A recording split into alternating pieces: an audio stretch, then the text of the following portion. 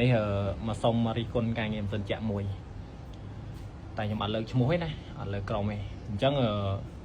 ខ្ញុំបានតម្លាក់ការងារមិនសិនចាក់ឲ្យក្រុមការងារគាត់តម្លើងប៉ុន្តែគាត់មកធ្វើទៅគឺនេះអាចជើងខាងក្រោយនេះតែគេខាងក្រោយនេះគាត់ចាប់តែ2គ្រាប់ទេ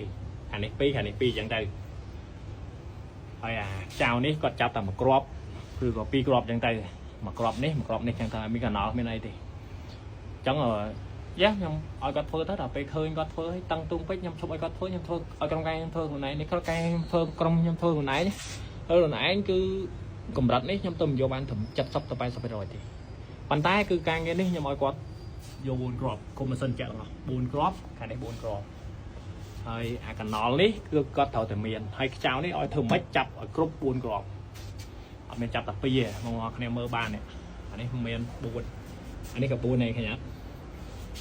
ចឹងអត់នេះទេហើយមិនមែនថាកាយក្រុមខ្ញុំអត់មានចំណុចខ្វះខាតទេមាននេះក៏មានចំណុចខ្វះខាតដែរកន្លែងនេះក៏គាត់ធ្វើអត់ទាន់ស្អាតដែរនេះកន្លែងនេះចឹងប៉ុណ្ណេះខ្ញុំយកបានត្រឹម70ទៅ80%ខ្ញុំនឹងបរិញ្ញក្រុមការខ្ញុំបន្ថែមហើយការងារនេះតាមទៅបងសិនចាក់ដែលធ្វើការងារសិនចាក់កុំឲ្យគេដៀលអាកទៅក្រោយធ្វើស្អាតទៅជាប់10ឆ្នាំអីទៅហើយការងារខ្ញុំធ្វើនេះខ្ញុំធានាឲ្យក្លែខ្ញុំ10ឆ្នាំបើសិនអាឡេះខ្ញុំសងអស់ក៏ទៅរយឬក៏ក្បាលមុនសងគាត់មកនិយាយចង់ក្រោយ